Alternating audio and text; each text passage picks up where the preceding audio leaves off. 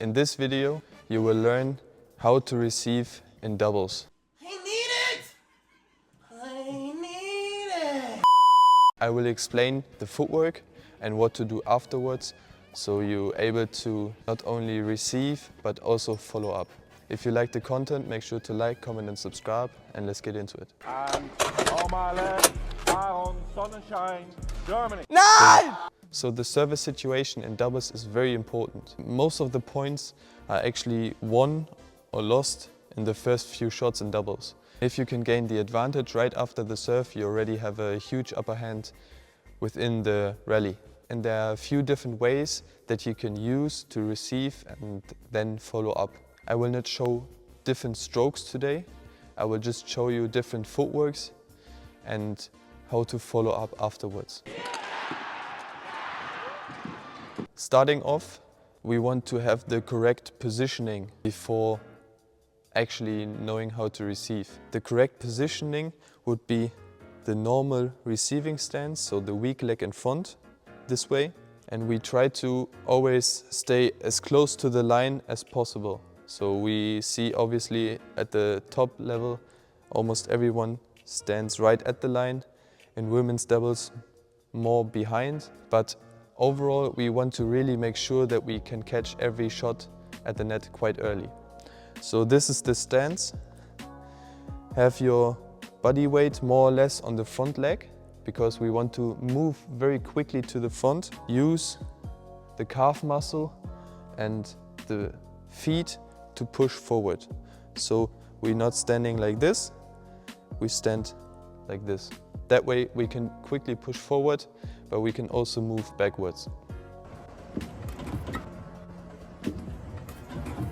The next part is the racket. Try to keep it in a way that you're able to quickly get to the net, but also quickly can reach over your head. Ideally, you wouldn't have your racket like this, you would have your racket a bit in this way. I suggest you to not show too much the forehand or the backhand. Advanced players will see this and always play in a way that you have to change the grip. Try to have a more or less neutral grip, but always make sure that you feel comfortable. There are 3 different ways to receive short services and 1 way to receive flick services. The first one, we use our weak leg to make a lunge forward. We start off like this and do this.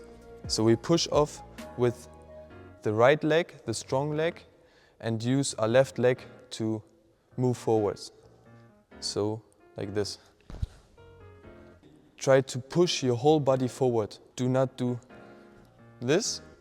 Try to keep your upper body stable and push it forward with you.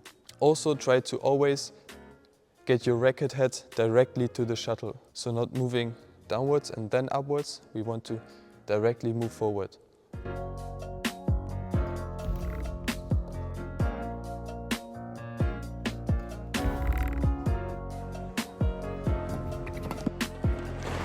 The second way to receive is to use our right leg. So do a lunge or a small jump with our right leg. So we would start off again in this position and we would do this. Push off with the strong leg and do a small lunge or small jump forward.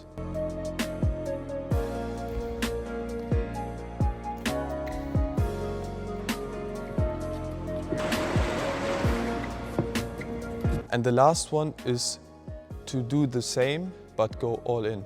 So we really would jump to the tape and try to reach it as early as possible.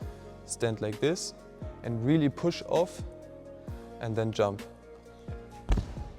We lose a bit of control there, but we gain a lot of aggressiveness. With all the receives, try to move forward and not upwards. When you jump, jump forwards and not upwards. Therefore, you're able to recover more quickly, because after receiving, you want to be directly ready for the next stroke. How to receive a flick serve. Many beginners, especially beginners, sacrifice a lot of aggressiveness at the net to catch the flick service because they don't know how to really receive it. And obviously you have to have quite some athleticism to eat up so much space in such a short time. But if you know how to receive it, then it's easier for you to actually get it. So when receiving the flick serve, try to use falling backwards and then hitting and then recovering instead of moving downwards and then jumping. So we're not doing the normal backward movement, the backward footwork. Instead of doing this, our first movement is falling backwards, okay? That way we already have covered quite a lot of room and hopefully the flick isn't past our body. By doing this, we can hit and then recover afterwards. The first thing we want to do is to hit it as early as possible. You can always hit hard and then recover, because we have a partner that is able to cover the next one as well. So if we have a good quality in our shot, we will have more time to recover.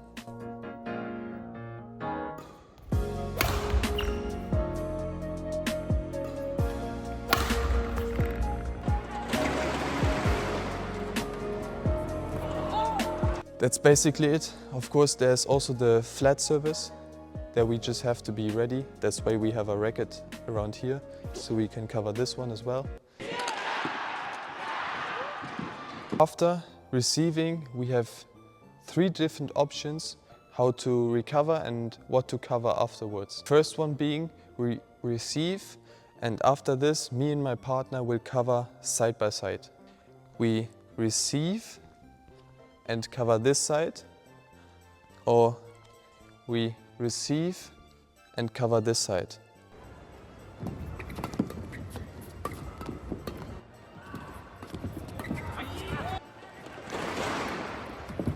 When covering side by side, we obviously have to cover our side, so we also have to cover the flick, the fast drive through us, and the shot close to the net.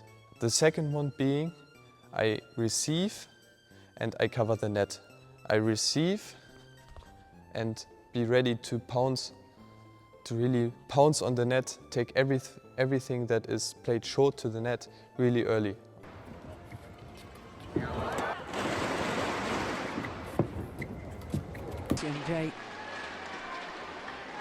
The third one being, we go all in with our receive and more or less gamble on the opponent being in a very defensive situation, and our partner is able to cover the shot afterwards. We receive and we are out for one shot.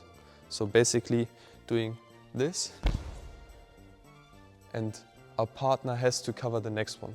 When going all in, we go all in and stay out for one shot. One thing I have to mention is, if the opponent is serving very well, do not be afraid to push to the tape. As long as you're reaching the shot early, you have a high chance of actually doing a net court. As soon as you start to take the net shot under the tape, you are in a huge disadvantage. Playing in catch-up since the start of this opening game. Instead of going here when the service is quite well, we want to still push through it and try to hit a net court, or at least take it as high as possible. Hopefully this will help you to actually know how to receive now. And yeah, make sure to like, comment and subscribe, and hopefully see you in the next one.